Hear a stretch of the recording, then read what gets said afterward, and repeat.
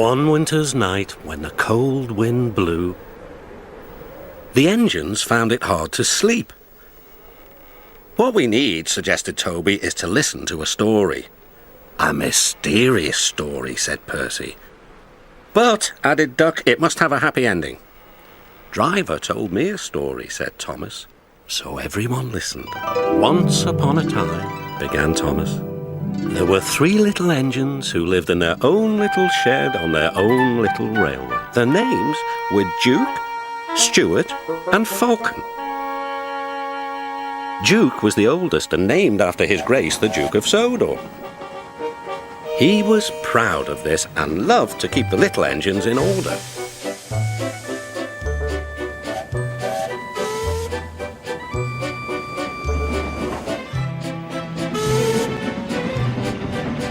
Whenever they did anything that Duke thought wrong, he would say, 'That would never suit His Grace.' Other engines came and went, but Duke outlasted them all. Stuart and Falcon used to call him Granpuff. They were fond of him, but they got very tired of hearing all about His Grace. Sometimes they would tease him and chant, 'Engines come, engines go, Granpuff goes on forever.' 'You impertinent scallywags,' Duke would say. 'Whatever are you engines coming to?'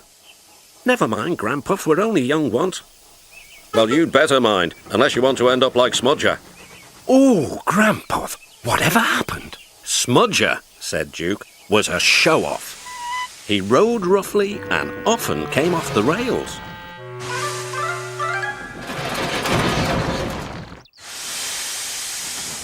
I warned him to be careful, but he took no notice.' 'Listen, Dookie, who worries about a few spills?' 'We do here,' I said, but Smudger just laughed. Until one day, manager said he was going to make him useful at last. Smudger stopped laughing then. 'Why? What did he do?' 'He turned him into a generator. He's still there behind our shed. He'll never move again.' After that, Stuart and Falcon became really useful engines, and all 3 were happy together for many years.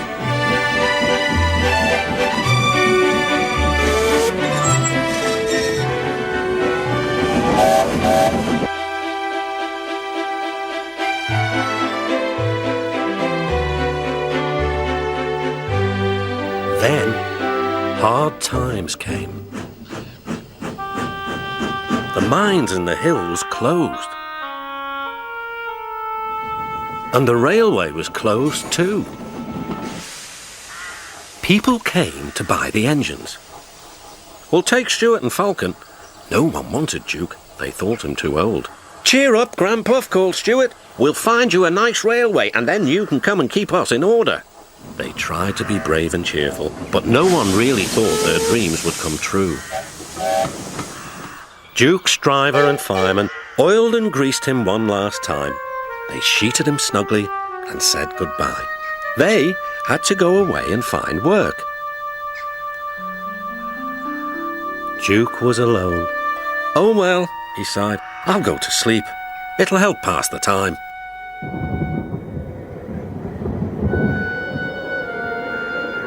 Winter torrents washed soils from the hills.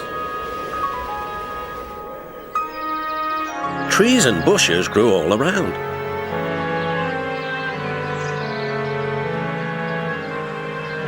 You wouldn't have known a shed was there, let alone a little engine asleep inside. "That's not a happy ending," exclaimed Percy. "Ah," murmured Thomas sleepily, "there will be. But that'll have to wait until next time."